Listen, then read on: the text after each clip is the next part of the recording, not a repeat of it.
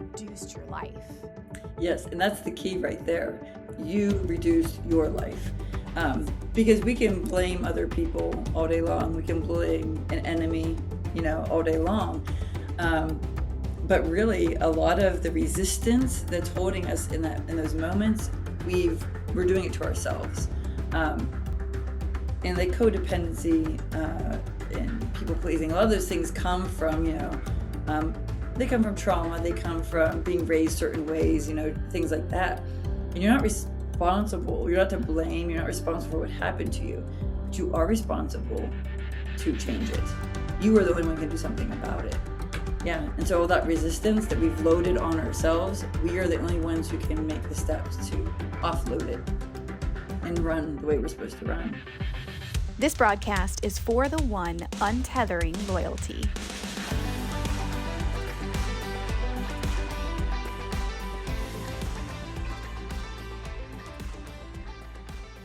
Hey, leader. Welcome to For the One. Today's broadcast is going to be a good one. For the one untethering loyalty. Just by the name alone, I am hooked into this episode. And I think you are in for a real treat because we have the wise, the lovely, the sharp as a tack, Jen Gleghorn. I should say, Dr. Jen Gleghorn on today. We are so excited. I'm so honored to have her here. And so this episode is really special. And I think it is going to maybe build a little resistance within us. It's going to challenge us. And ultimately, I think it's going to set us free from paradigms and mindsets that we've known and felt have been holding us back.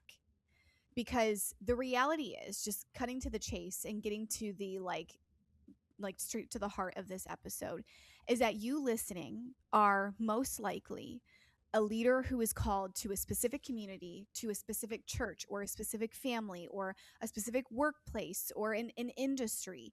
And in that, as the Lord has grown your faith, as the Lord has taken you higher, as the Lord has taken you deeper, there may have come with that at the same time this awareness that maybe there's some things you have to let go of. Maybe at the end of the day, there are some people that you have to say goodbye to, or there are some environments that you maybe have to close the door and move into a new space. But I see this all the time, and Jen is going to talk about this, but I see this as a leader, as a spiritual leader, as a woman who, has started her own consulting business and nonprofit and all these different spaces. And the common denominator is that when you find women who are leading and running after the Lord, there often come very specific and unique seasons where they have to close one door of a relationship, of an environment, to step into the new thing. And I think that it really does come down to shutting the door of apathy and actually believing that there could be more in this next season. And I love that today's episode is about the one hinge piece in all of that. And it's examining and filtering and reflecting on where our loyalty actually is. Because in our loyalty, we may be disguising it as comfort. We may be disguising it as an idol. We may be disguising it as maybe this is just the best thing. It's a mindset. And so we want to break that down for you to untether, to filter, to reflect on where your loyalty actually is, and the entire microcosm of where your heart is, where your head is, and ultimately where is actually God leading you to be. Where does he want your feet? Where does he want your head? Where does he want your hands? And so if any of that sounds like you, this is your episode. Welcome. If you are new, I'm Laura Dudek. I'm the host of For the One. I'm the founder of Ruan Ember. I'm also a pug mom and a mom of a now 4-year-old, which is crazy, and married for 10 years. And we just love For the One because it's made for leaders to call you into the things of God, into the kingdom, and to your assignment that God has written for your life. And so if you're new, welcome. If you're a lifer, welcome back. You know the drill. And so today we have a special guest, Dr. Jen Gleghorn. She has been a part of Ruan Ember now for, we think, over 2 years for sure at this point. And so she first joined us. She came to a workshop at Heather Margiata's house, and I will never forget it. It was the workshop on women in ministry, but it was, oh my gosh, what is the name of it? Dignity and yes, glass I ceiling. think. Yes. Glass ceiling. And I will never forget her sitting right to my right. And she was just like taking it all in. And then at that point, we were piloting Saints and Speakers Club. And so she just dove in. So you really went for like the deepest thing that we possibly have right away. So we got to spend the summer with Jen in a little cohort of us. And it was just such a cool experience to watch her grow in communication, to watch her grow in speaking, in your comfort. And the one thing that I appreciate about Jen is that, number one, she has her Ph.D. in English. So with that, she knows how to write, she knows how to convey ideas. And we saw that beautifully articulated all during Saints and Speakers. She knows how to process ideas with the gift of words and to connect to people's deeper layers that they're wrestling with, and to capture it for us to yet actually find the words of like, oh, that's what I've actually been thinking. That's what I've been feeling this whole time, or that's what I've been wrestling through. And then during Saints and Speakers, we essentially took your gift of writing, and we got to see it like multiply and really kind of unleash you and your gift of communication. And so since that point, you've spoken at our studios for the rally, you've been on the podcast before. And so you've really been risen up as part of one of our Ruan Ember speakers, and it's been incredible to have you. So that's Ruan Ember, but in her outside life, she's been married for 26 years, has 3 kids and 2 grandkids, almost officially. Like they just need to Within a week. Within a week. And then she's been an English teacher, for a high school English teacher, for over 21 years. And you have been working as a staff pastor, volunteer for A Bridge of Hope since 2021. And then what's awesome is that she pairs all of that experience with this coaching endeavor that you've been taking on in these last few years, coaching leaders of leaders to help them get to that nitty gritty of how do I actually become a leader of health that sustains me through the calling. And that's why I love your gift of writing that meets with this coaching element and spirituality that all come together. That really is a mixture like no other. So I think if you are listening today, that's why you're going to love this woman. So, okay, Jen, that was part of your introduction here. So I want to get you talking. So untethering loyalty. I want to know, how did you get here? Like, why is this conversation so important for you? Why have you unpacked it, and why right now? Well, so last summer I preached a sermon at my church, and it was like last June, and it might have been last year, 2 years. In the past 2 years, loyalty has been just huge. It's come at me over and over again. It's a topic I actually enjoyed talking about previously for different reasons, but I was preaching this sermon, and the sermon started with me talking about how loyal I was, like what a loyal person I was. And okay, I've been at my church, Bridge of Hope, for 42 years. I'm 46. I've been there for 42 years. I've worked one adult job ever in my life. I've been there since I was 20 something. I've been there a total of 23, 24 years now. I live in the same town for 45 of my 46 years. I've moved 3 times, and they've all been within the same small town that graduates 100 kids a year. Like, that's a small town to move in. The definition of loyalty. Yes. My dentist, I've had the same dentist my whole life. He retired 2 or so years ago, and it was crushing. I had to find a new dentist, and I was like, no, what is my life coming to?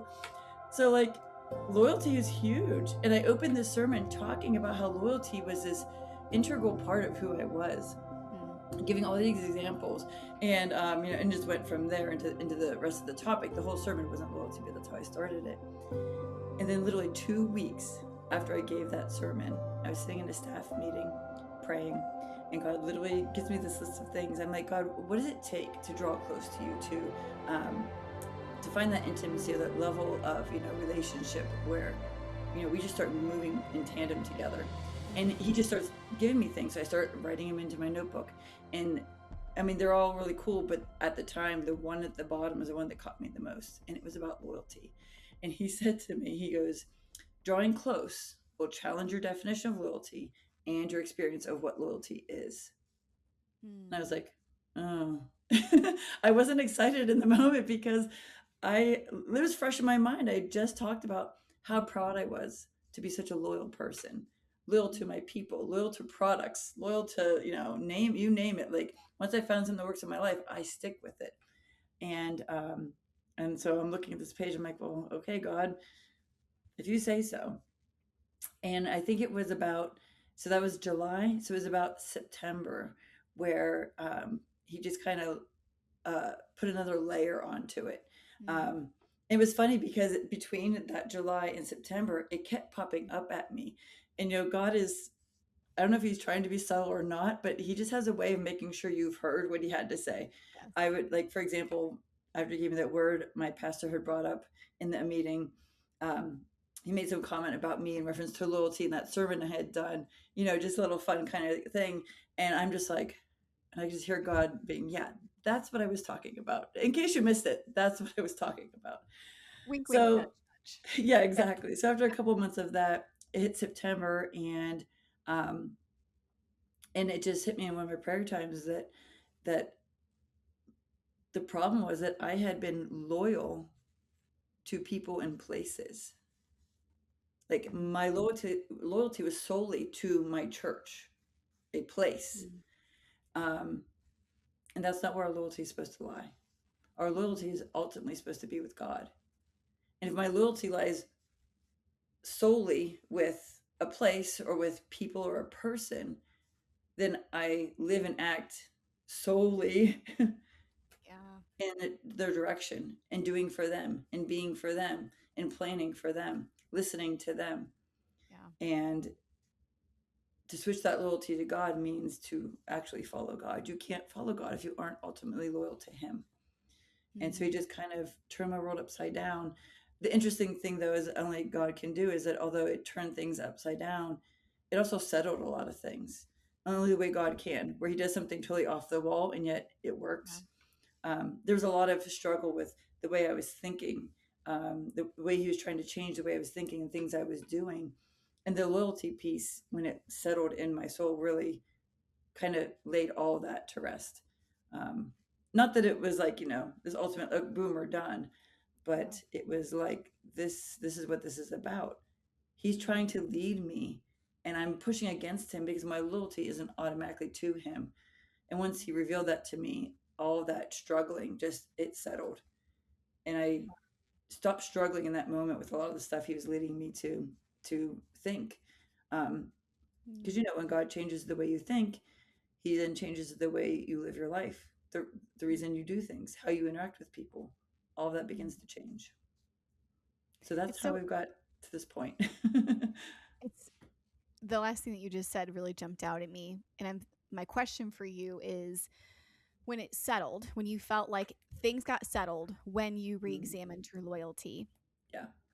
was it a settling of the fears that were holding you back, or the Mm. uncertainty of what you were stepping into? Well, so my loyalty itself, the loyalty that I thought I had, um, Mm. and and and just to clarify this for everybody, loyalty is not a bad thing. It is not Mm. bad to be loyal to a spouse, to a Yeah. friend, right? We understand that loyalty is a good thing. The problem comes is that when we get comfortable and we sit in these good things and they become in something that they aren't. Like, Yes. when we're not paying attention, a good thing can no longer be a good thing. Um, Yes. Especially if God's not directing it. So just to clarify that. But my Mm. loyalty at the time was um, covering over a fear, is what it Mm. was. It was disguising fear, and loyalty is a something we pride ourselves on. Like I'm a loyal person. I can stick by. I can do. I can this. But when we're kind of stuck in that mode, it kind of veils over the ability to be vulnerable sometimes, the ability to let go when we should, the ability to um, let change come Mm. in, right? We use loyalty as a way to stick with something. And so my loyalty to begin with was a covering for fear, as it Mm. was. Yeah. Fear of letting something go and fear of what could be. So, and Yeah, all yeah. encompassing. Like I'm one of those people that I like knowing where I am, what I can where I can go to get something, that I have what I need. Like when I travel, I'm an overpacker because I'm going to make sure I have what I need. I'm Yes. not going to find myself stuck in that fear of the unknown, right? Yep. I'm going to stick with what I know. Yeah. And the loyalty very much let me feel safe Mm-hmm. because it kept me in known places with known people and known things. Yeah. It was very much a fear of the unknown and sticking with the comfort zone. Mm-hmm. Yeah. Yeah. It's as you were talking, the phrase like married to the comfort zone came through my mind. And even when you think spiritually about covenants, marriage is a covenant. So as you were talking, all I could think about was the little ways and the big ways that we pledge our allegiance. We talked a lot about that on the Mhm. podcast with our attention, that we pay our attention.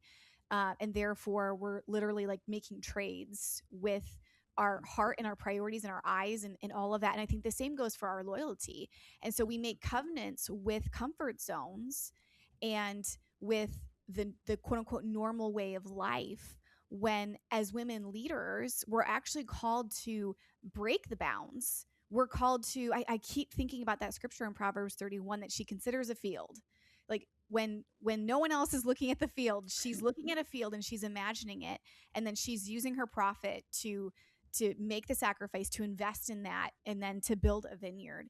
And all of that, we can't do any of that if we're married to, if we're making covenants in big ways and small ways with our language, with our time. Um, I keep thinking about that like you're just married to a type of Coke or something like a type of Pepsi, like a soft drink. You should clarify. You like you have these things that you're like, this is just the way that it's always going to be, and we're never going to be all that God wants us to be or to do all the things that God has asked us to do if we're just making those covenants with a comfort zone that yeah, just based on, yep, I'm just going to be loyal to it. Yeah, Mhm. that's so Yes. good. And I had a sticker on my computer for a long time, Hmm. because I need to remind myself, and it's literally said, "Your comfort zone will kill you." Yes. And that's the irony of it, is that when we stick in those loyalties, those comfort zones, and we just kind of hang there, we feel Mm-hmm. safe. We're actually in the most danger in those places. Mm-hmm. And the most messed up in the head. Yes. Because as you were telling your story and just saying like all of, as soon as you solidified your allegiance and your loyalty to the Lord, all the fears kind of settled, came down, Mhm. you know, like the dust cloud settles.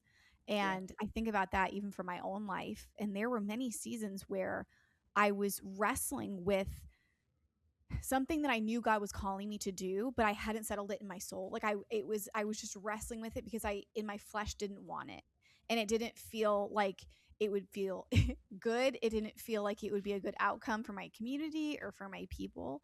And then as soon as I started truly surrendering that to the Lord and saying, regardless of what I think the outcome of this would be, or how beneficial or not beneficial it would be for my life and my comfort, that's when my heart started really changing. Yeah. And it was like all of my being started to align. And I started to see my life differently, where I was like, oh, I don't think I'm actually operating in the best way possible. We've talked about in the podcast with Monique, where it's like the Lord has a frame and function for us to operate at our best capacity. But if we're holding on to this comfort zone that we think is the best it's ever going to be, we don't even get to consider if there's a whole nother operating way for Mhm. us. And so I had to go through that too, Jen, where I was like, oh, there might be a different way and a better way that actually I could have all of this. This is great. Yes. Yeah. But you have to Yes. untether that first piece. Yeah. Yeah. Yep. Hmm. Yeah. So It's like what is taking that? taking that. It's like taking that step out. Yes. It's that hard, that they say the first step is the hardest step, and it is. But if you can get yourself to take that first little step, Mm-hmm. enough will start to fall into place that you understand what you've just Yes. unlocked. Yes. Yeah. Even sometimes the step, to your point, being in that staff meeting, sometimes the first Mhm. point is just the reckoning with yourself Yep. and not even taking a step forward. It's just like getting on your knees and finally surrendering the fact that you've bowed down to fear and you've been letting it Mhm. win.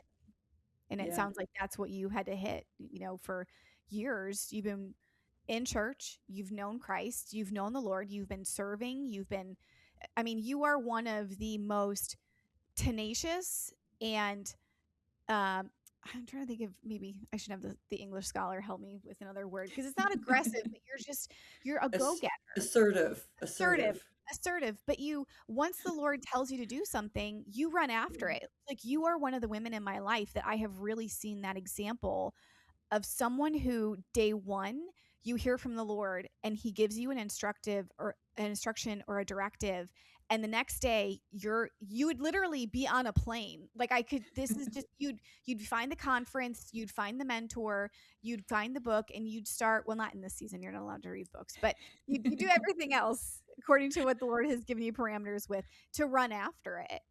And so I'm even curious about when you talk about that process to get there. And I don't know if this is part of your notes or not, but you've talked a lot about that becoming journey to Mhm. untether from those fears, to untether from the loyalty, to now being this woman that I know to be one of the most tenacious, go-getting leaders that I know in my that runs in my world.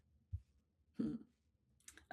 Like how I got there, you is what you're Yeah, asking. yeah. Um, it's funny. I think some of that is born into me. Some of it is just who I am for sure. Um, but there's such a difference. There's a flip when you're doing that in as your unhealthy self, and there's a flip. When that switch flips and God has you right where He needs you, and you go with it there. It ups a level. So I can give you an example. So some of the things that, like, a lot of things I've accomplished in my life have been goals I've had since I was, at least a teenager, some even a kid, and I've accomplished them. And there are things that, in general, like I want to do this job when I get older, and I want to have this many kids, just things like that. Um, and I've always been a hard worker going after those kinds of things. But there's definitely levels of things that Mm-hmm. were like I would never consider Hmm. um, before. Um, because going and getting a degree and a job and getting married, those are like, the normal things. Um, but when God started speaking to me about this loyalty piece and revealing to me what actually I was doing, he immediately within the month or two, it was like within the 2 months, started asking me to do things that I would not before have considered doing. And Interesting. for me, that's where the change was. And like you said it just a minute ago, this act of surrendering. I Mm-hmm. mean, that's really, really where it lies, because I have this belief that this may be a little topic, but I have this belief that we very much are the people that we are. Hmm. Um, it's just that, are you seeing the unhealthy side of who you are, or are we seeing the side God intended us to be? And so when God changes people, He doesn't erase their personalities. He doesn't change who they are at heart. You're going to have the same sense of humor. You're going to have the same way of thinking, even, Hmm. right? The way your mind works will still be the same, Hmm. but it's simply when God gets a hold of you and you get to that, healthy side of it, who He intended you to be, it's just used in a different way and it comes across differently. And I've seen this happen with people many times, thinking, wow, they're the same person, but I like them now. Like, they're nice. They're fun to be around. They're not scary, or, fill in the blank. Um, and so I feel like that's what has happened with me. Once I got into that surrender mode, it was like God took my ability to work and get a thing done. He, like, just, it went, up off the chart, because He asked me to do things that typically I'd be like, I'm not going to do it. You mentioned earlier that I'm not allowed to read. That was one of the things. It was like, if you're going to draw close to me, you need to be spending time. Is your loyalty Mhm. to me or to your books? Mhm. And I have 3 degrees basically in reading, right? I teach things that do with reading. I read for a hobby, so I read for a living. I read it to help people. Like literally, I just read. I'm always reading 3 books at a time, always. So for God to be like, hey, how about you stop reading? Mhm. Excuse me, God? Like, Yeah. that's a big ask. And it's funny because when you say it to somebody, it doesn't sound like it. But when your whole life has been built around it, Yeah. it's big. He asked me to stop reading. He asked me to release relationships that Mm. I was hanging on to because I didn't want to feel like a failure, and I didn't want to be the one that looked like was quitting because I didn't want to give it up. Um, he just kept leading me in these acts of obedience that would have stayed in place if it hadn't been for the shifting of my loyalty, of me surrendering to Wow. loyalty to him. So he Wow. basically takes who you are, I believe, and just ups it a whole couple levels. And then the Yeah. more you move in it, he just Mhm. keeps going further and further. Mhm. I think that could speak to so many women that are, part of Ruan Ember and then part of like the For the One community, and especially this one listening. I just have a feeling because you reach that point in your comfort zone in your community. And one thing that you said that really hit me, like, are you loyal to your books or are you loyal to me? Are you loyal to your friend or are you loyal to me? And I even think about that, especially in like Cleveland, Ohio, and Buffalo, where I'm from. And you talked about your town, like you lived in the same town your Mm-hmm. whole life. And so it can even be locationally. And we find ourselves not even questioning these norms that have been a part of our lives, that it's unchecked loyalty where we don't Yes. even realize that it's been the trump card over obedience, because to us in our mind it hasn't even been a question. It's just been, and it's not even like a calling. Like, I think there's a difference even in that, of like knowing in your bones and in your spirit that you're like, I'm called here, or I'm called to this person, or whatever it is. But it's just like that unchecked loyalty that you start building this golden calf around these parts of your life, Yeah. that when the Lord hits that button, like you said with the books, when he hits that button, that's ultimately what brings to the surface what you believe about it. That's what Yes. ultimately tells the story of what place that has in your life.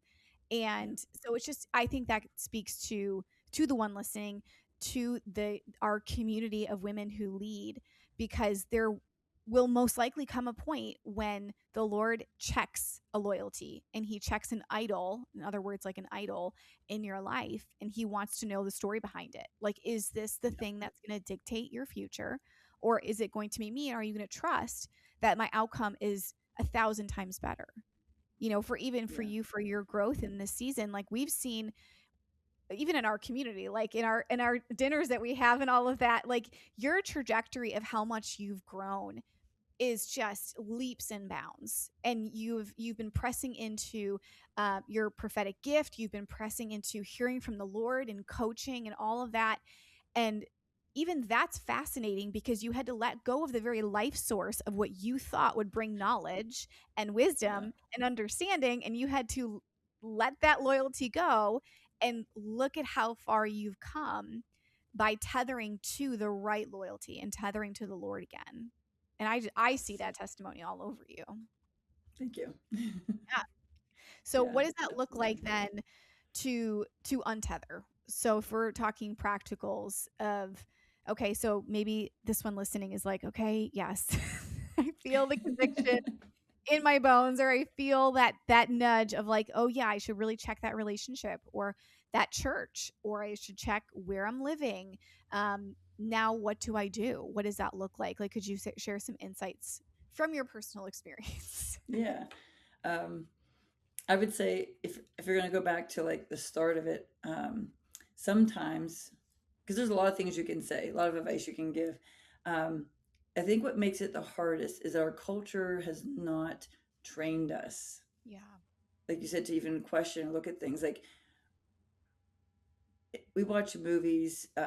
We watch people move through our lives. Like now we have social media, which Mm-hmm. was not an issue when I was, a teenager. Like, but now I'm watching these students that they have social media, and they're just watching people live their lives, and there's a lot of assumptions that we Yeah. make, and there's a lot of things that culture teaches us are true. One of them is the fact that we will always have, fill in the blank. You always have your family. You always have your friends. You always have this idea that we will always have those things in our lives, that life does not go through seasons. Um, Mm. and so it's at a very base level, there's this idea that, like, I always assumed that once I had made a friend with somebody, like, why would we ever not be friends? That doesn't make sense. Friends are Interesting. forever, you know? Yeah. And there are seasons of life, and people will come and go, places will come and go, um, things will come and go. Um, the second thing I know assumption I made was that I was operating in the, I don't know what the word is, the right way, the best way. Um, when really I was operating in all kinds of like unhealthy mindsets. I was a very codependent person. Mm. I was a people pleaser. So I very much, when I was unsettled, I needed to grab a hold of something outside of me. And it was usually another person to like ground myself. Um, I would give myself up in numerous ways in order to make other people happy. So this is my loyalty as a fear here is operating a lot in this way too. Previously, um, but I would rearrange my entire schedule for a day or a week just to fit in the helping of other people, because if I'm needed, if I'm wanted, then I'll be loved, and at least they'll keep me nearby. And so I think one of the base levels for some of the inability to untether from loyalty is is codependency. It is the people pleasing. It's the assumption that things should be in our lives forever, when that's not even close to how life works. I mean, seasons. I don't feel like I'm old. I don't feel like 46 is old, and I feel like I've got more seasons in my life than I have fingers to count on in Mm. 46 years. So I think some of those are very basic, and some of those um, take some time. Mm-hmm. So if people listening are not familiar with any of those things, those are some things to start exploring. What is codependency? Am I a people pleaser? Do I have this assumption that all things should stay all the Yeah. time? Those are three, because if you have one of those going and you don't address it, nothing else you do is going to matter, because those will carry you. Yeah. Um, and then, beyond those, because I spent quite a few years getting through those kinds of things and Mm. changing those mindsets and ways of being. And once you get through those, I feel like what has carried me is basically intimacy with Jesus. It's Yeah. laying aside that time and constantly going after him, and not perfectly by any means. Like, we always have this plan of, I'm going to carry out this plan, I'm going to do it this way. And we fail the first day usually. And then we're like, well, tried that didn't work, give it up. Instead of realizing, no, I could keep going with this. And so I hit a point where it was like Mm-hmm. failure no longer kept me from trying again or going back and picking up where I left off. Um, and God can build with that. He can build with your attempts at consistency Mm-hmm. as long as you keep going. Um, Mm-hmm. and so He's drawn me in some different ways since my health has picked up, my mental mind health, my emotional health, I would call it, I guess. Yeah. And one of them is mentors. Mm-hmm. Do you have somebody in your life that you're looking at and you're like, they are where I want to be? Yes. They walk in a way I want to be. They carry themselves in a way I want to. They speak and have thoughts and ideas the way I want to. Um, you find those people, and you start a mentor relationship with them. Mm-hmm. And I think that's the number one thing I've always done right in my life from day one. Everything else is done wrong. That's the one thing I've always done right, is I've always sought that person who could teach me what they knew. And they weren't always older than me. My very first mentor was 5 years younger than me and much wiser. um, and started my whole process of emotional health, honestly, was the person who started it. Um, so yeah, it's, Wow. I think mentors are a big part. Community is a big piece. Mm-hmm. Um, and just having people who are running. I think that was the big thing for me with Raw Number, was Mm-hmm. that I found a group of women who are running just like I am. We Mm-hmm. have different gifts, we have different abilities, different strengths, but we are all going after the same thing. Yeah. And when you find the people that are running where you want to go, Mm-hmm. that changes everything. Yeah. It literally strengthens you. It for me, it really spoke to like the body of Christ and how God talks, the Yeah. Bible talks about the body having many different parts with many different functions. But Yeah. when you pull them together, they work together and they move in a direction.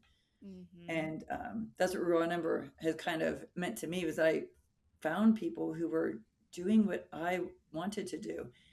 Yeah. And it wasn't competition. It Mm-hmm. was simply, yeah, you can do this too. You cheer me on, I'll cheer you on. We're in this together, even though we're doing different things sometimes.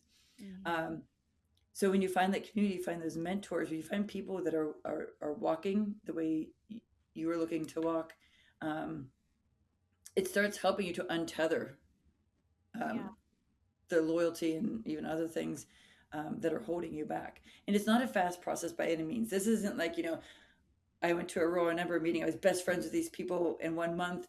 And, no, this is like, it's been a couple years process. But that's what we're here on this earth to do, is to Mm-hmm. become more God who intended us to be, and to bring people with us as we go. Yeah. So, Mm-hmm. yeah. So community is huge. I 1000% agree with that.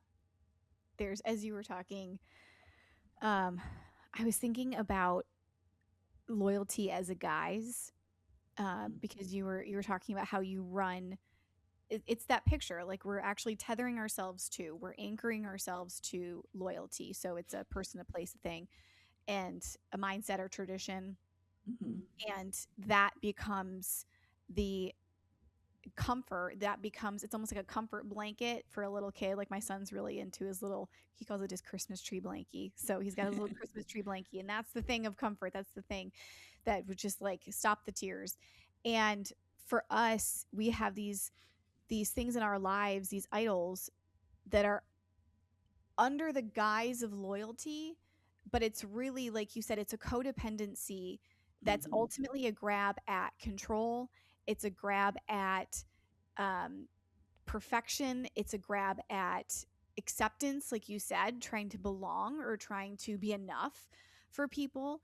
And so even as you were talking, I was thinking about that, like the shadow side of loyalty, and it's Mm-hmm. really that guise of, we think it's a great thing sometimes, and it can be, it's a commitment, it's great, like we should be steadfast for the things that matter, we should be in the things that God has asked us to be, and we should be perseverant, run the race. But on the other side of it, if we're using it as like a shadow side, the unhealthy side, that's when Mm-hmm. the codependency comes in, where it's really just a grab at control, it's really just a grab at safety and security or Yes. acceptance or belonging.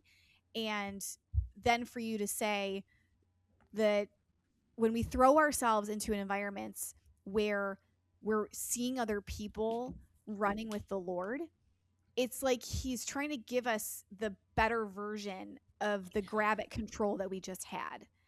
And he's giving us a new focal point to show us what it could look like to operate in freedom.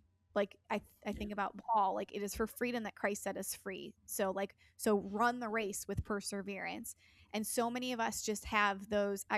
So this is a funny story. I'll just say this really quick, because I went to go see my brother and sister-in-law this past weekend in like middle of nowhere, Ohio. My brother-in-law is really big. He was a football coach, college football player, all of that. So whenever we get together, I feel like we're always kind of just like egging each other on with like physical fitness.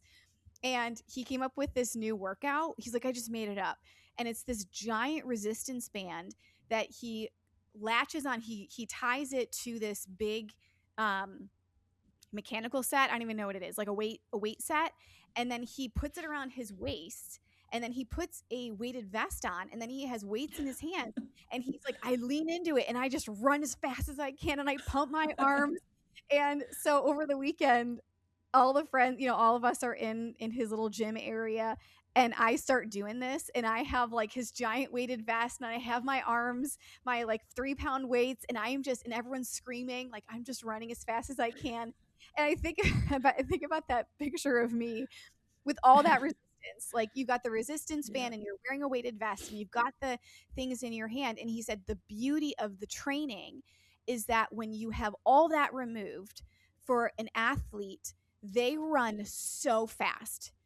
Like that's Mhm. literally how they're trained, is that you load up resistance so that when you let it all go, you run like the Dickens.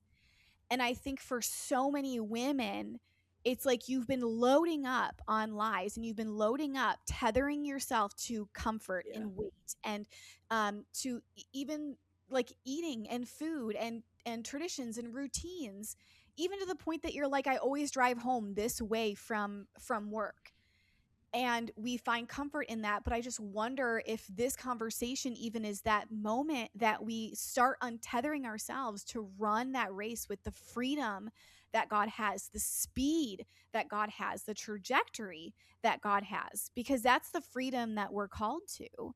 And Yeah. when we have women and men in our lives that are running that race that fast, that's when, like you said, we start realizing that there is a whole nother way to live.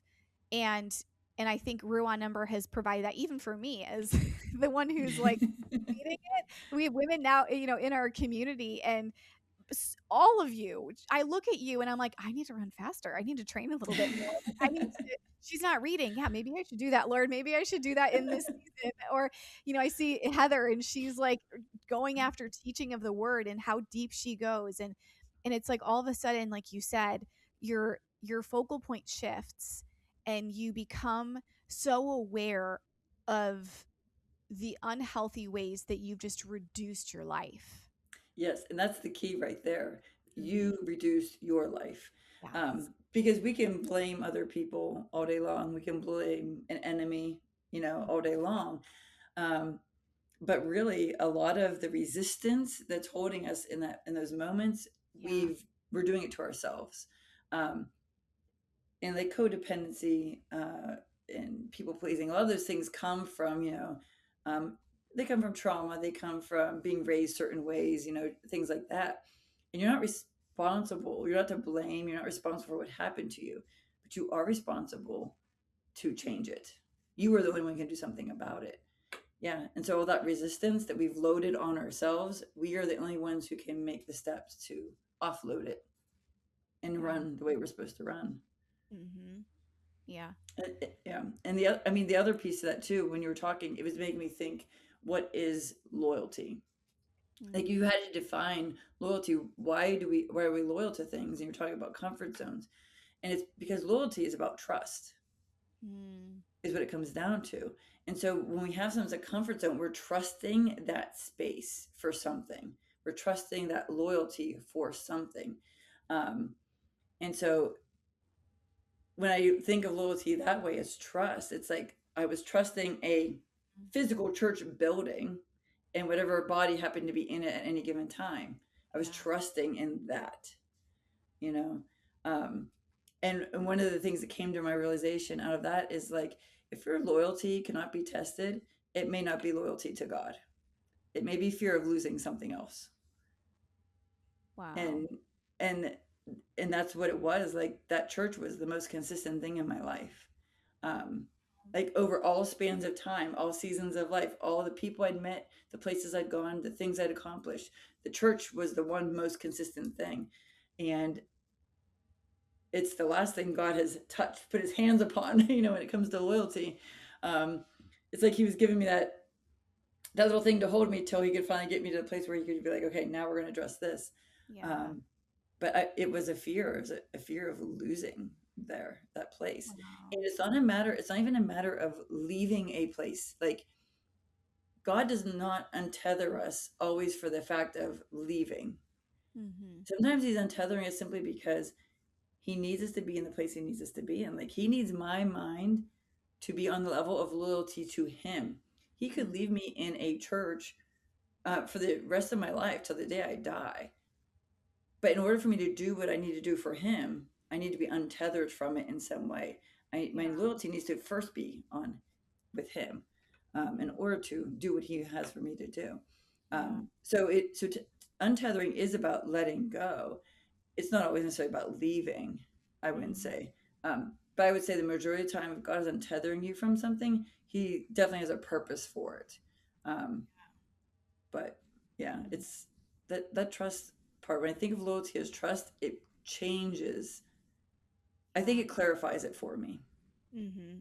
because loyalty is a good thing, and so when you try to like look at it in a way it's not good, it gets confusing. But when I think of it as Hmm. trust, do I Hmm. trust this church building or do I trust God?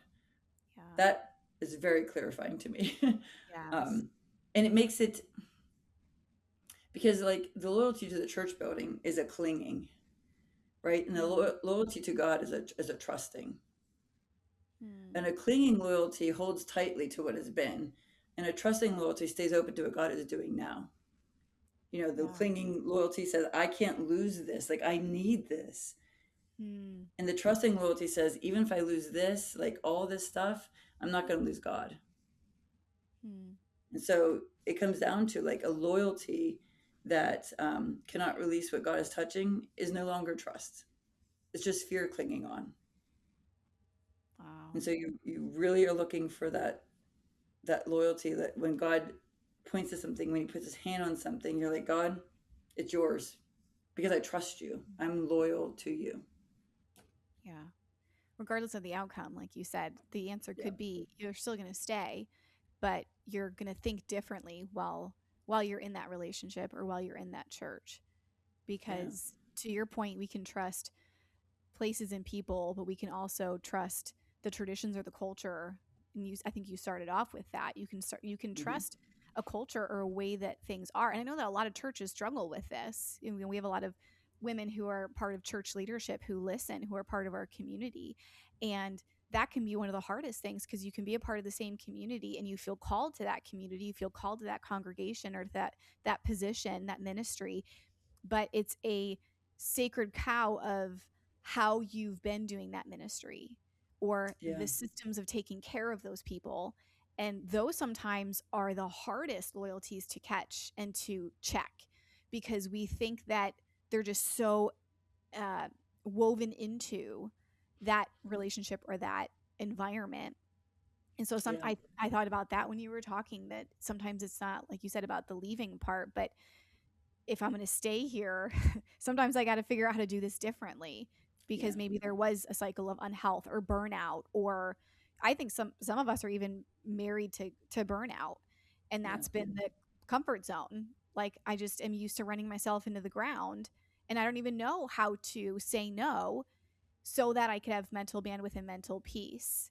And I Yeah. couldn't trust that I could still be loved and I could still be accepted even with a no on the table. So Yeah. exactly like you said, framing it as trust, I feel like makes me think about it so differently. And it makes me think of more of like what my heart was expecting in that normalcy or in that relationship. And it that postures it much differently. Hmm. Good insight. Heck yes. Heck yes. Yeah. Okay, And so and the go ahead. the side you said about changing the way you do things, if you end up staying within a place and changing the way you do things, Mhm. and talking about that, it's interesting because we look at loyalty very much as a good thing, like a commitment, and I can do this and it proves something about who I am. um, and we get in that comfort zone and we keep it. It's like we make it part of our identity is Yeah. what we're doing. Hmm. But the interesting thing about what God has calls us to do, he calls us to to act on faith. Hmm. And acting on faith is a risk. Hmm. And I think a lot of times we treat loyalty as, anti-risk. It's not risk. This Hmm. isn't risky because I know it. So like I'm going to stick with what I know. Um, but the only way we really can act on faith most of the time is to take a risk. And the fruit that is produced from faith is always comes from change. It always Hmm. comes from doing something different. It always comes from taking that risk.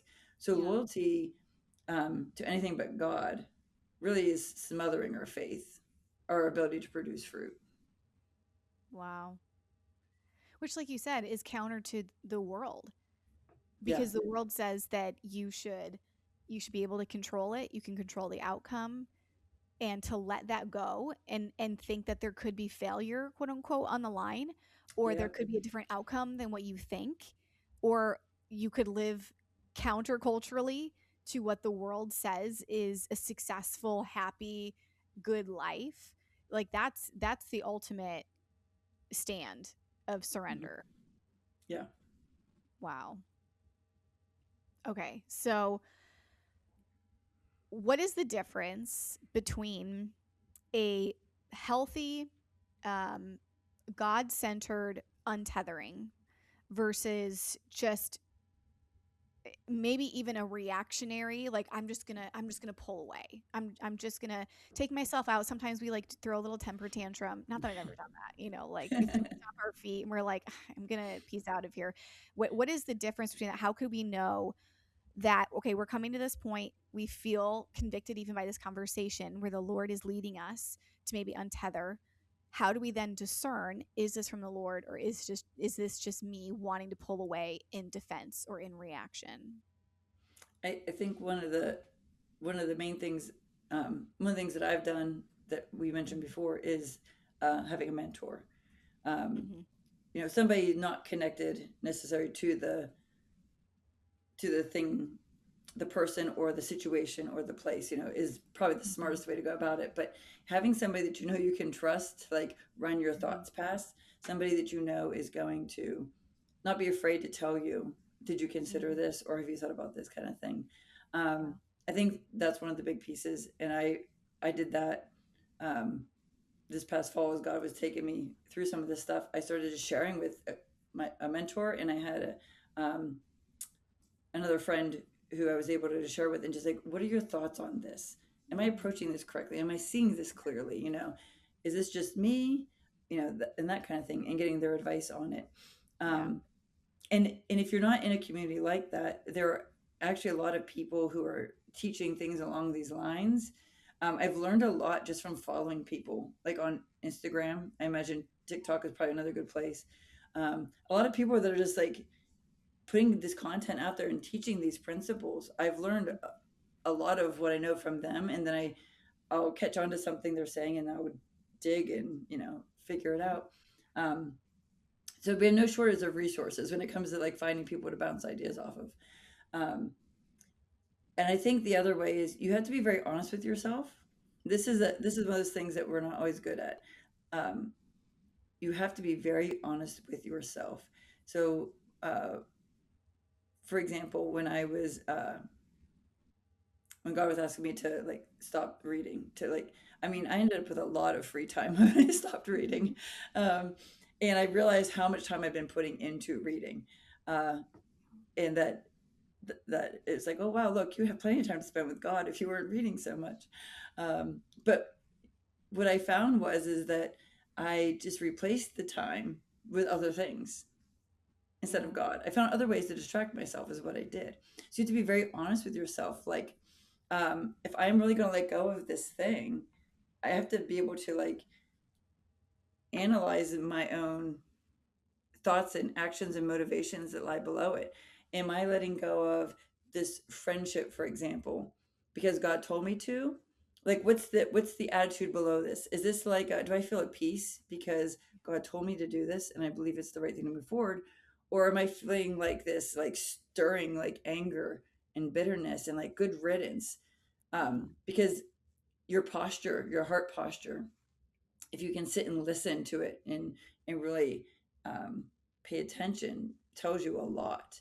I mean, I think about how people go about doing things like leaving a church or ending, quitting a job, stuff Mm-hmm. like that. How do Yeah. they go about it? Because the way people go about things tells you a lot about why they're doing it. Yeah. To have a mature conversation, to sit down and have a mature conversation where you are just like, this is what I've learned and this is where God's leading me, is, like, tells me a lot different than people who are, spouting off, like losing it, going crazy, saying, well, this is what happened and I don't agree with this, and texting versus face to face or a telephone call, for example. Like, there's just a lot of things that really speak to and that we can analyze ourselves. Um, Yeah. when God was asking me to clear up some space in my life, I was sitting and thinking, how do I go out doing these things? And I really took my time Mm. thinking through the right way because I didn't want to do things um, inappropriately or wrong, but I wanted Yeah. to make sure I had the right motivation for it. Yeah. And I think that's probably the best way is discover your motivation, because if your motivation is ultimately to get back at something, or to one up somebody by doing this, or like to leave a place with this like bye Felicia attitude, you know, um, you're not Never done doing it for the right reasons. Yeah. The most dated reference I could make, right? that. I love it. But a lot of those things, and these are things people can't judge for us all the Yeah. time. This is Mm. where it gets tricky and sticky, is that like I can go to a mentor and I can tell them whatever I want to tell them, and they're only going to know what I have to say. But on Mm. some level, I have to be very honest in determining what my motivations are and what are my feelings. We're always told as Christians to ignore our feelings. Like we've been raised that feelings are bad leaders, and they are, but they're clues. They tell us things. And Jesus had feelings. We're made in God's image. We have them for a reason, right? And Mm-hmm. so when you pay attention to your feelings, how do I feel when I think about leaving this place, or letting go of this person, or Mm-hmm. stop doing this thing? What do I feel? Mm. Because if I feel anger and bitterness and like all these things, like, then I might not be doing this for the right reasons. This just might be me feeding into my emotions. Yeah. But on the other side, if I have peace, like a lot of times when I've had to stop doing things or let things go in the past so many months that God's asked me to do, um, I've felt a peace about it. But there was also Mm-hmm. grief. There was Mm. sadness. My mind goes back to things, right? Yeah. It's not like this perfect tied up bow, but underlying all of it is peace. I don't Yeah. feel reactionary. I don't feel confused. I don't feel angry. There's a Mm. lot of that has been resolved, and that's a huge difference from if I think about myself. Years ago when I get mad about something, like, well, I'm just not going to be friends with this person anymore, and it Yeah. was just like all like spewing from me, and anger and bitterness kind of stuff. So that's Mm. probably the hardest part, Yeah. is to be able to honestly read our own emotions and reactions, um, and being Mm-hmm. able to judge if we really have the right motivation for it. Yes. I think is it Parker Palmer um, was quoted in Ruth Haley Barton's Sacred Rhythms book. And there was just this simple quote that essentially was along the lines of that your soul would only make an appearance like a deer that would come out in the woods when it's perfectly still, and you just sit by a tree and you just wait. And then, like a deer that would maybe make an appearance coming by in the stillness, your soul would finally come to the surface. And I think about that. I totally butchered that quote, but that's the idea of it. But when you were talking, Jen, about being honest, and I think about the ability to sit in the stillness and the physical quiet sometimes to allow our Mhm. souls and our spirits to actually make an appearance cognitively. Like consciously, we would start to recognize, where am I really afraid? Where am I Yeah. really angry? And again, it pulls on that guise, because we are all behaving and reacting, responding in either a way that is in alignment with, to your point, the healthy self, or out of alignment, and therefore you're acting out of anger, or you're acting out of vengeance or Mhm. shame, or guilt, whatever that shadow is to it. And when we actually allow ourselves to sit in stillness and allow anything to bubble up, that's where the Lord can consecrate the emotions that could breed Yeah. vengeance, or breed that like retaliation, or that entitlement. Even that was the other word that was coming to me when you were talking, was that entitlement mentality. or can even bring up, you're really just sad about this. Yeah. Like you said, like you're actually heartbroken because if you let this go, it'll never be like this again. Or Right. this world will never be like this, or you'll never have this job or these people anymore. And the stillness is a gift that the Lord gives us to be able to allow our humanity to finally come out and to face it and to allow him to be the God of all of those things. And that, as a leader, I think is an untapped superpower, because often we're told to continue to put ourselves in front of people and to put ourselves in the face of like more responsibility and more to-dos. Yeah. And especially in church communities, it's like, do more, be with more people, go serve, like get on the stage more. And so, you're told to do more, but really as a leader, one of your greatest strengths is your ability to pull away, to hear from the Lord in process, so Yeah. that, like you said, you can check yourself and where you're leading not only yourself, but everyone else who's following you. Yeah. Because that's the real mantle of a leader. You're not just leading yourself. You're not just tethering fear and shame and codependency and people pleasing onto your boat. You're then setting a mantle, a Yeah. precedent, and a spiritual authority that then is falling and pouring out onto every person who is under your voice, who has said, I'm following you, or I'm in your community. And that is a huge responsibility. And that's even for us as mothers, how we lead and how we are in solitude with the Lord, how we steward our authority will pour out onto our kids and onto our Yeah. marriage and onto our generations. 3 to 4 generations behind us are going to feel the effects of the surrender or the stiff arming that we have in this Mhm. season of our lives. So one of the things that like hits me about, we talked about the act of untethering and how sometimes it's leaving and sometimes it's staying. um, Mm-hmm. One of the things that hits me is I hear so much, and this is like a huge thing everywhere, is the idea of church hurt, right? Those ideas. Mm-hmm. um, and it's interesting to me because I feel like a lot of that comes out of this idea that what we talked about earlier about the people pleasing, about Mm-hmm.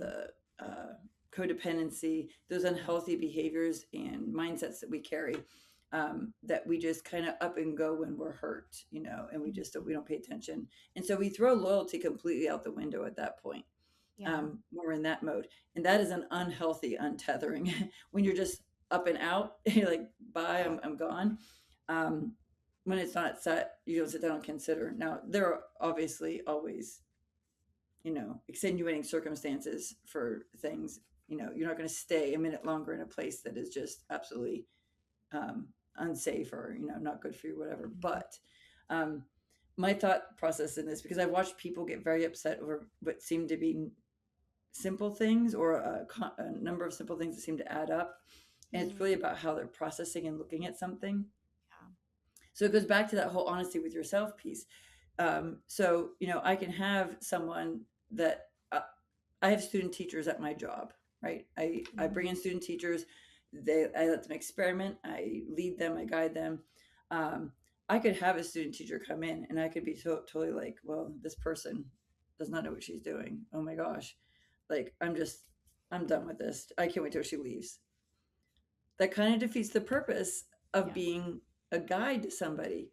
I'm Yeah. there to sharpen her skills, right? Mm-hmm. The Bible talks about iron sharpening iron. And how do you not know that that person that is driving you crazy, that is put before you, or that person who just doesn't seem to get it, how do you know that you're not supposed to actually stay and help sharpen them? Yeah. And the thing about sharpening somebody is it almost never does it stay there. Usually they turn and they sharpen you. Hmm. And so it becomes that back and forth kind of thing. You're not just going to teach them something, they're also going to teach you something, or you're going to learn from helping them. God's going to teach you something from Yeah. helping them. And so a lot of what I see with the act of loyalty and the untethering and the just kind of up and going because someone hurt my feelings or because I was offended, Mm-hmm. we need to become a people of much less offense. It would solve a lot of our problems. Yeah. Is that we miss out on opportunities that maybe God called you to be in that place in that time to help sharpen that person, or he's going to use that person to sharpen you in some way. And so I Mm-hmm. think we missed out on callings when we assume just because something is uncomfortable or hard, or the person is difficult, or this person doesn't really do a good job at this, we assume we can up and go, and that we're validated. God validates that. Wow. And so I think that's another part of being honest with ourselves is, what is God calling you to do? Because I do think God crosses people in our paths for very specific reasons. Um, and they are people that we usually would run for if we were given run from if we were given the choice, you know. But I have stuck by and stuck with people that, you know, would be difficult, and they have ended up. I affected their lives. They've told me, but they've changed my life as well, and in Yeah. varying ways and degrees. Um, but yeah, I really think that we need to. The honesty piece is big because we need to know if God has called you to be in a place, Mm-hmm. and to serve a purpose there, that you can't just up and untether and run from it just because. Yeah. If my loyalty is to God, I stick in the hard thing because He's told me that that's where I'm supposed to be. Yeah. And I don't run the first time my emotions say otherwise. Yes. Um, Mm-hmm. and and I just don't think people give the time in prayer. They don't give the time sometimes in thinking it through. Yeah. We're very reactionary as a society, Yes. uh, Yes. instead of responding. Mm-hmm. So, I mean, even our marriage rates at this point mm, show that we're people that want to dip out and then yeah, try it again. We want to start over. We think that life could be this almost like a video game where you can just start over yeah, and everything is like the even playing field. But then you realize that, oh, second marriages are last even shorter, and then third marriages are even shorter from that. And so we think that we're trained that it's for our good, and it's like, no, we yeah, have a system that's actually working against us in so many ways. And it made me think of when when you were talking about the linchpin moment when you have a relationship with someone, like you said, who you're supposed to sharpen, and then it flips where mhm, either, you know, I've had it in my life as you were talking, I'm literally looking at all these relationships in my life. It's very apostolic of me. And so I'm thinking about, oh, that person and that person, that leader, that mentor. And often it was when the sharpening switched that offense got in, hurt got in, and it was easier to bow out than figure out a new norm, because either, like, there were a few instances in my life where I would have women that perceived that they were my mentor, perceived that they were my superior. And then as I grew and I started to teach them things and started to pour into them, and I started to rise mhm, to the occasion because they led me, because they grew, they grew me, they challenged me. And then all of a sudden in that dynamic, it they couldn't handle a new norm of our relationship, and it offended them so much that it was the relationship frayed. And so it was yeah, just interesting when you were talking about that dynamic, because I'm like, that is an area where I think it challenges our loyalty, because we aren't just considering, are we loyal to the person, but are we loyal to the title that I had in that? Am I yeah, loyal to the hierarchy that I had in that situation, or will I humble myself? And I think that's another reason why I know I'm so passionate about women knowing their authority, knowing their gifting from the Lord, knowing their graces from the Lord. And even, like, are you a part of the fivefold ministry? You know, are you an apostle, prophet, evangelist, shepherd, teacher? Because when we know our strengths and our gifts from the Lord, it's easier for us to recognize patterns, what you said, like when you're in a specific situation time and time again, or you're with a specific person time and time again, like you've been with a lot of people, you found yourself in a lot of environments with unhealthy leadership. And I think that for any other person, they would say, man, like your picker, your chooser is like really off. But because you're discerning with the Lord, you know that mhm, that's an area of gifting where he puts you in specific places, not to offend you, but to come in, because your strength is spiritual health, your strength is yeah, emotional health. And if we don't recognize those patterns, and if we put on a different lens of spiritual gifts and our unique calling and assignment in the kingdom, that's when we can finally see these situations that would in other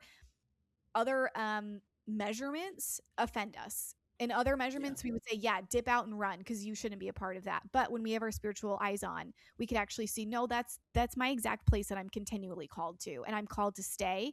And if I don't, I was even reading through your notes that you put on here, like if we will cut short the things of God when we just dip out too early because we haven't fully seen it come to pass of what he wants to do through us.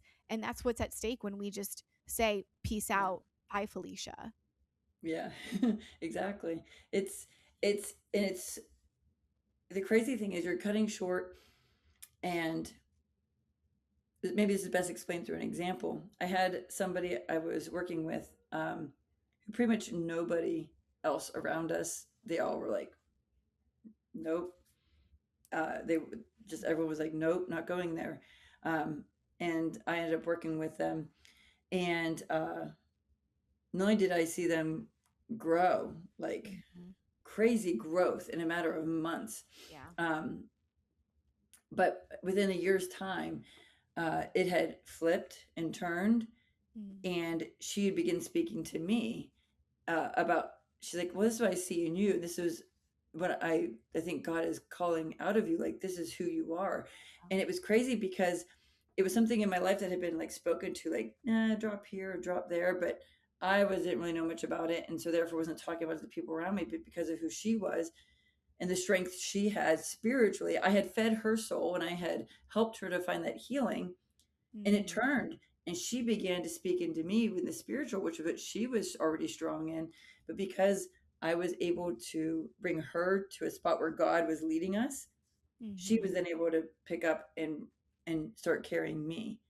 Yes. I would have missed out. Where I am now is due to that moment, that flip. So if Yeah. I had run from her like everyone else had and be like, I'm not dealing with this, I was literally not knowing. I would have literally been telling God, no, I don't want what you have for me here. Do Mm. better. Yeah. Could you imagine, like, if God were standing before us and we were like, no, do better. I don't want that. That's crazy. Mm-hmm. But because I stuck with her, God used her in my life and is now bringing out of me all these things that I would never have told you in 100 years were going to be part of my life. Yeah. Um, and so that honesty and that ability to draw close to God and to really look at your motivations and to really seek God and be like, would you have for me here in this spot Yeah. is huge. It's the biggest piece, but it's hard because you can't make people do that, and you can coach them, right, lead them, but you can't make them do it. And so at some level, to a lot of this, people have to just sit down and do it. Mm-hmm. Which goes back to the stillness piece, and that's a whole nother podcast. Mm. The one thing that I love about all of your stories is that it is real life in the trenches of a woman, a wife, a mom, a teacher, a student who has, it is like you said, it has not been an easy road, but you have continually said yes to facing the Lord and facing yourself and facing the world that you've created. And that is the one thing that I feel stands above everything else. Like your character to be able to be vulnerable and to face the hard things and to be humble enough to say, man, Lord, like, yeah, I missed it. Like we can grow in that.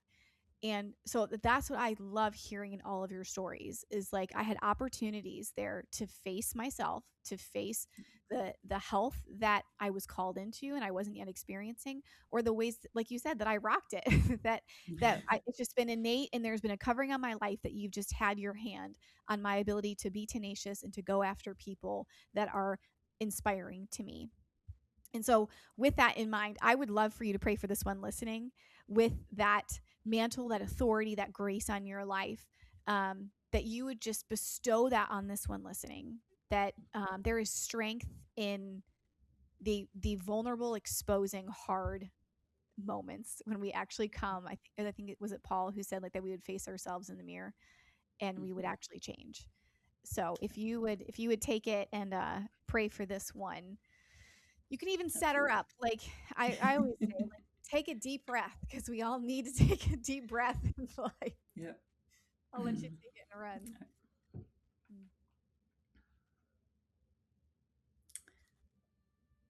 Lord, we just come to you right now for the one listening who knows that there are some things that need addressed.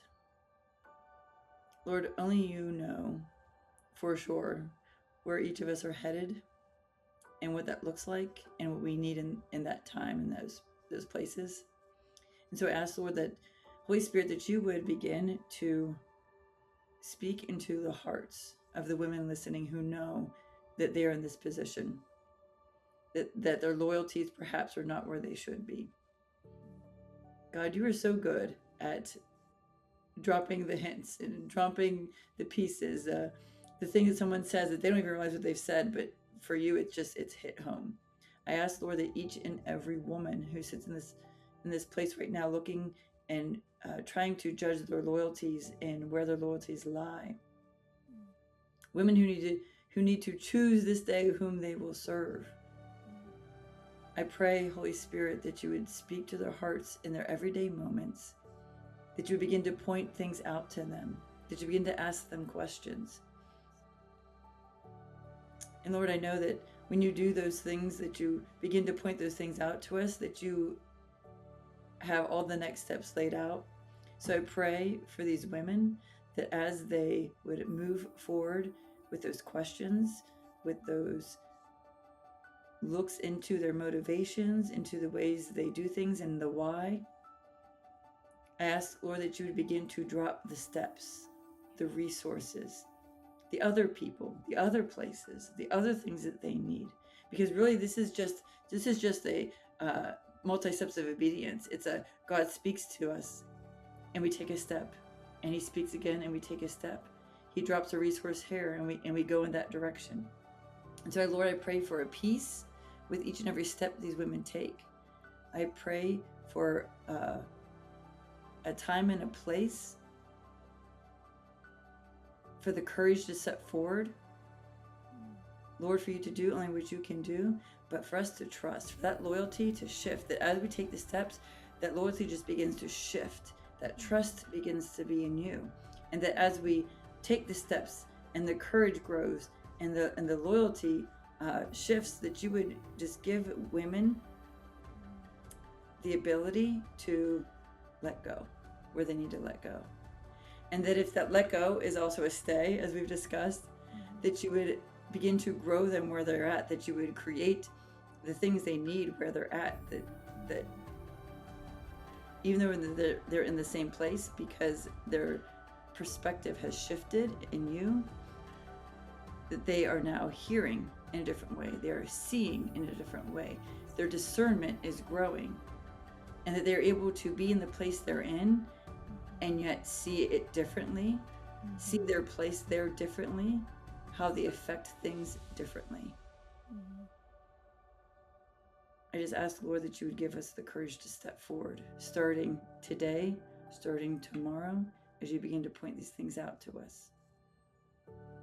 Let us be a people who trust you, whose loyalty is in you and no other. In your name we pray. Amen. Amen.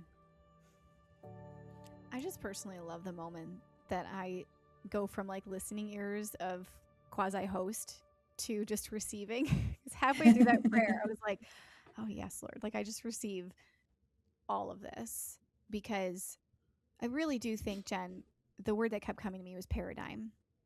And I think that there's a lot of us that are like the earth is shaking with a new paradigm and all of the kingdom, like the Lord has given us the instruction manual for how the kingdom operates, the kingdom of heaven. And if we're going to be people who operate in that culture and in that governance, we have to let go of the loyalties to systems and structures and cultures that are anything less than that. And I feel like if you were to put a bow on all of this, like that's what I'm sensing is like you're calling Yes. us to untether from anything less that is not of the kingdom of God. Yes. Are we building our own individual castles? Yeah. Or are we building a kingdom? Yes. You can stay at your church and in your place and do your thing, but you are building a kingdom ultimately. Absolutely. Yes. Yes. Amen.